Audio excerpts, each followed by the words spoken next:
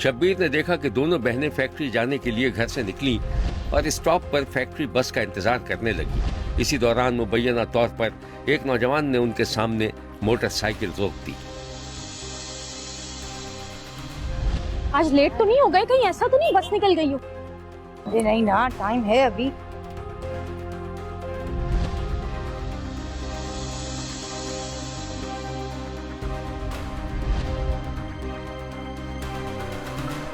अस्सलाम वालेकुम। अरे आप लोग फैक्ट्री बस का इंतजार कर रहे हैं ना? जी, आप भी शायद उसी फैक्ट्री में काम करते हैं। जी जी, मैं भी उसी फैक्ट्री में हूँ और मैंने आप दोनों को वहीं पे देखा है। ये मेरी बहन है आबदा।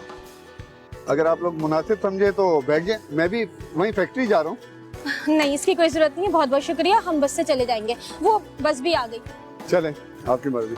अल्लाह हाफिज। नौजवान चला गया तो दोनों बहनें एक दूसरे से खुसर पुसर करने लगी।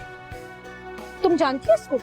हाँ, प्रोडक्शन में काम करता है, लेकिन हमारी कभी बात नहीं हुई। अच्छा, कपड़ों से और शक्ल से तो अच्छा भला मालूम हो रहा है।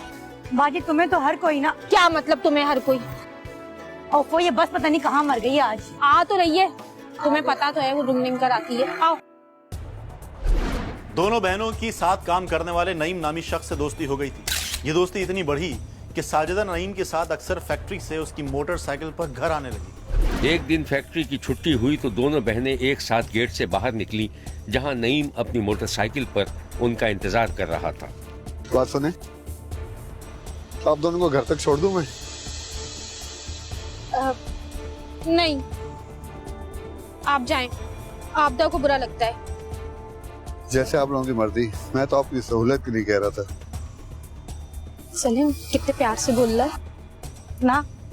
मुझे तो वैसे ही बाइक पर बैठने से इतना डर लगता है, और तुम चली जाओ, तुम्हें इतना शौक हो रहा है तो।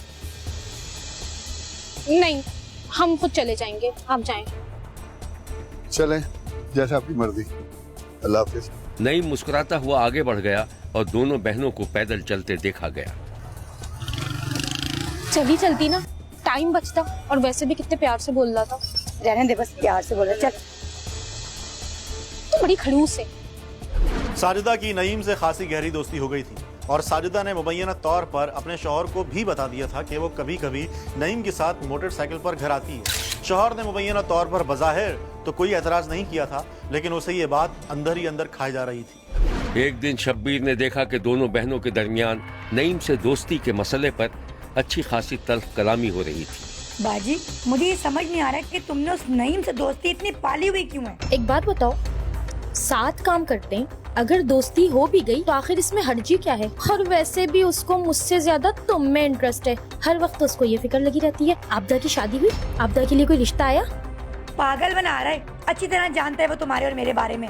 रिश्ता आया, कोई आबदा के लिए रिश्ता आया, और मुझे अच्छी तरह से पता है कि तुम क्यों उसको इतनी चिपकी जा रही हो। दो पैसे जो है उसके पास। ये क्या बक रही हो तुम? जो मुंह में आ रहे बके चली जा रही हो। नईम सिर्फ मेरा दोस्त है और कुछ नहीं, और मैं जो भी कुछ कर रही हूँ ना वो सिर्फ तुम्हारे लिए कर रही हूँ। सुना तुमने? मुझे ये समझ नहीं आता कि अगर तुम्हारी और नईम की शादी हो जाती है तो आखिर इसमें हर्जी क्या है? शादी? वो क्यों होगी शादी, और वो क्यों करेगा शादी? तलाक याफ्ता और एक बच्चे की माँ से। शादी तो उसे तुम ही से करनी पड़ेगी। जैसे जैसे मैं कहती जाती हूँ वैसे वैसे करती जाओ। सुना तुमने?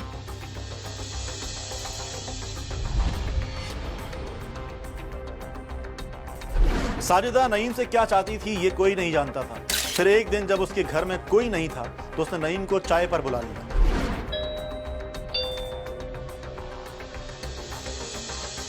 शब्बीर ने देखा कि नईम दरवाजे पर खड़ा था। अस्सलाम वालेकुम जी। वालेकुम अस्सलाम। आइए। अरे अरे, घबराए नहीं, घर में कोई नहीं है। घर में कोई नहीं तो मुझे क्यों बुलाया? वैसे ही दिल चाह रहा था। आइए।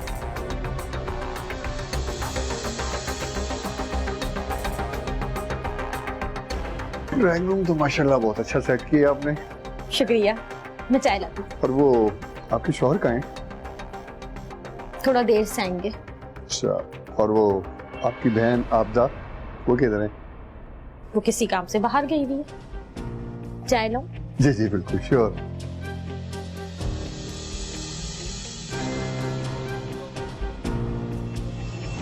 साजदा घर के अंदर गई तो उसकी बहन खिड़की से लगी सारी बातें सुन रही थी। साजदा राजदारी से अपनी बहन को खींचकर एक तरफ ले गई और उसे कुछ समझाने लगी।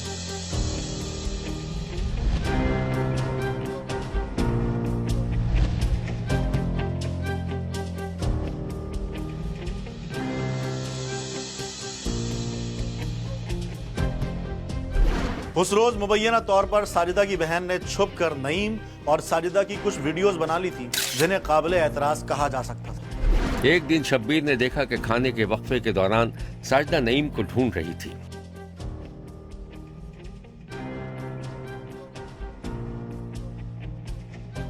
मैं तुम्हें सारी फैक्ट्री में ढूंढ रही हूँ और तुम हो के? मैं तो इधर ही हूँ, तुम बताओ तुम कहाँ पे हो? खैर छोड़ो, मेरे पास तुम्हारे लिए सरप्राइज है। अच्छा, वो क्या है?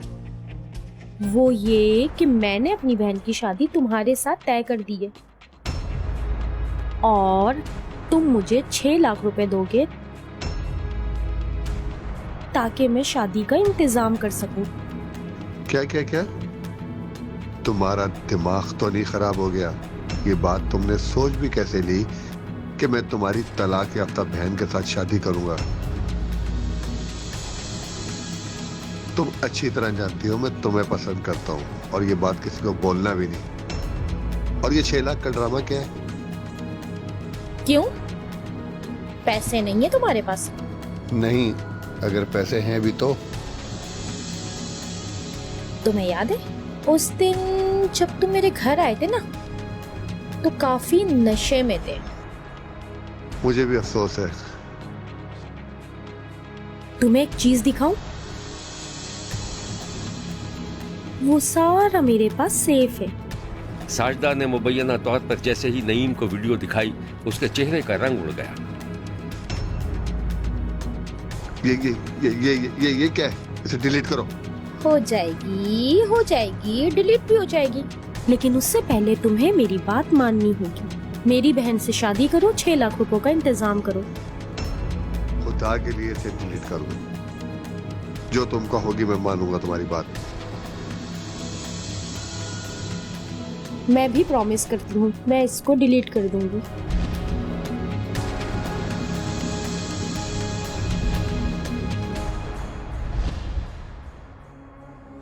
नईम की समझ में आ गया था कि उसे ब्लैकमेल किया जा रहा था।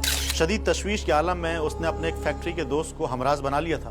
फिर शब्बीर को मालूम हुआ कि नईम ने अपने हमराज दोस्त के साथ मिलकर एक दिन दोनों बहनों को बहाने से बाग में बुलाया और उन्हें कत्ल करके उनकी लाश बोरी में बंद करके बहा दी थी। पुलिस ने एक मुलजिम को गिरफ्तार कर लिया था। कहीं पीछे खड़ी उसकी बहन वीडियो बना रही थी।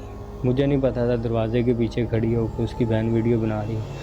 पहली दफ़ा उसने 50,000 मांगा, वीडियो डिलीट कर दूंगी, मैंने दे दिया, पर उसने नहीं की। मज़ीद फिर भी 2 दफ़ा मैंने 50,000 रुपया दिया उसे, ठीक है। फिर मुझे वो फैक्ट्री में कहती थी मुझे लाइन में ना लगना पड़े, मेरा खाना मेरे टेबल पे तुम लेकर उधर खड़े रहना, मैं आकर ले लूँगी। मैंने अपना खाना लाइन में लगकर चाय लेकर पानी वगैरह उसके टेबल पे रखना। जब उसने आना उसे देकर फिर मैंने अपना खाना लेना। भला इतनी बात आप जाके फैक्ट्री से पूछ सकते हैं, वैसे ही होता था कि इतना मुझे उसने टॉर्चर किया हुआ था। फिर आखिर उसने 6 लाख की डिमांड की मुझसे कि 6 लाख रुपए मुझे दो, मुझे चाहिए। तो मैंने कहा मैं कहाँ से दूँ, मेरे पास नहीं है। मेरा 3 मरले का प्लाट है शहजादे रोड पे, उसने देखा हुआ तो उसको पता था ये मेरा 3 मरले का प्लाट है। वो उसके चक्करों में थी। 2 सूट खरीदे सी, वो आइयां इत्थे बाजार खाने बाजार च। मैं उन्होंने 10,000 रुपया दिता, बोली मेरे नाल, मैं कहा मैं दे देंगा तेनों पैसे दूसरे भी। चलाओ बैठो बाग च चलने, मेरे ताए का बाग है अमरूतां दा, उत्थे चलने। झट बैठने भी चले जाए जगह। मेरे नाल दोवें भैनां बैठ गईयां ने उत्थे जाके बेंच ते बैठन लगियां ने। असी स्प्रे मार दी इन्हां दे मूँह ते, ठीक है। स्प्रे मार के असी बाग च चुक के लै गए अंदर इन्हां, ठीक है। नाल मेरा भाई सी, कट के गला असी उत्थों चुक के इन्हां नूं खाले दे विच रखिया है। मजीद हनेरा होने का इंतज़ार किया। जो हनेरा होया है उदों असी ट्राला लैके आए हैं। उत्थों लाशां चुक के काफ़ी थोड़ा पंध हैगा, असी चुक चुका के असी ट्राले च रखियां ने। ट्राले च रख के असी फिर असी 5 नंबर सूए ते लैके आए हैं। ਉਹ ਸੂਏ ਤੋਂ ਥੋੜਾ ਜਿਹਾ ਪਿੱਛੇ 5 ਨੰਬਰ ਸਟਾਪ ਤੋਂ ਸੂਏ ਦੇ ਉੱਤੇ ਲੈ ਕੇ ਆਏ ਥੋੜਾ ਸਾਈਡ ਤੇ ਉੱਥੇ ਅਸੀਂ ਟਰਾਲਾ ਖਿਲਾਰ ਕੇ ਲਾਸ਼ਾਂ ਇੱਕ ਇੱਕ ਚੁੱਕ ਕੇ दोनों जाना ने एक एक चौक के ऐसी सुबह से छुट्टी वारी से। लेकिन मारने के टाइम मेरा भाई था मेरे साथ जब मैंने मारा तो सलाह मुझे मुमताज़ साहब ने दी थी मारने की, क्योंकि फैक्ट्री में सबसे क्लोज वो था एक मेरा दोस्त जिससे मैं मशवरा करता था हर चीज़। दोनों बहनों की लाशें बरामद हुई तो घर में शोक की सी कैफियत तारी हो गई। मकतूल बहनों के रिश्तेदार फरियाद कर रहे थे। ਸਾਨੂੰ ਇਨਸਾਫ ਚਾਹੀਦਾ ਉਹ ਬੱਚੀਆਂ ਨੂੰ ਉਹਨੇ ਬੇਟਾਈਮ ਨਾ ਕੀਤਾ ਹੈ ਉਹਨਾਂ ਨੂੰ ਵੀ ਹੋਣਾ ਚਾਹੀਦਾ ਸਾਨੂੰ ਇਨਸਾਫ ਮਿਲੇ ਬੱਚਿਆਂ ਨਿੱਕਿਆਂ ਨਿੱਕਿਆਂ ਨੂੰ ਇਨਸਾਫ ਮਿਲਣਾ ਚਾਹੀਦਾ। ਮੇਰੀਆਂ 2 ਬੱਚੀਆਂ ਸੀ ਮੇਰੀਆਂ ਦੋਵੇਂ ਬੱਚੀਆਂ ਚਾਹੀਦਾ मामा और मासो घर से कपड़े लेने गई हैं तो उसके बाद 4 बजे गई हैं और उसके बाद आई नहीं है घर वापस। जैसे मामा को और मासो को जैसे कत्ल किया गया वैसे उन जानवरों को कत्ल किया जाए। मेरी मम्मा और मासो को जिन लोगों ने कत्ल किया है उनको भी ऐसे ही कत्ल होना चाहिए, हमें इंसाफ चाहिए। वाकया तो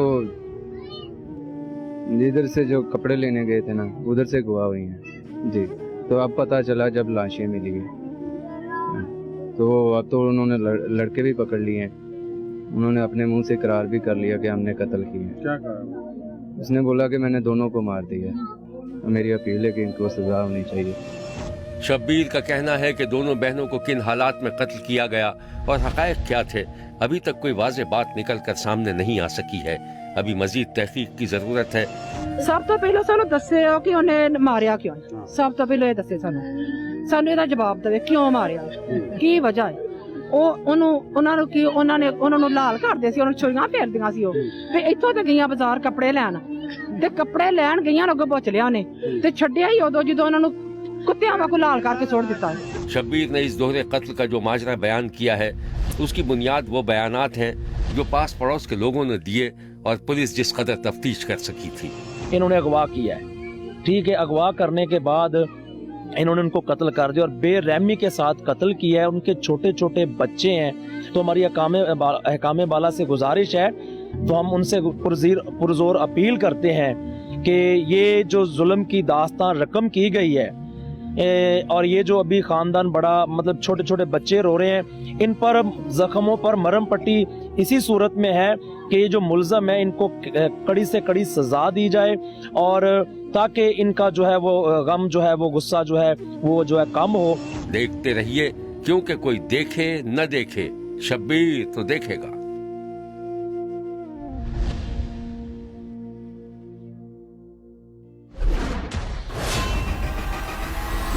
घबराए नहीं, घर में कोई नहीं है। घर में कोई नहीं तो मुझे क्यों बुलाया? जैसे जैसे मैं कहती जाती हूँ वैसे वैसे करती जाओ। मुश्ताक की बीवी साजिदा और साली आबिदा की बोरी बंद लाश नहर से बरामद हुई। हर वक्त उसको ये फिक्र लगी रहती है आबिदा की शादी हुई। तुम क्यों उसको इतनी चिपकी जा रही हो? 2 पैसे जो है उसके पास। मैंने अपनी बहन की शादी तुम्हारे साथ तय कर दी है। तुम्हारा दिमाग तो नहीं खराब हो गया?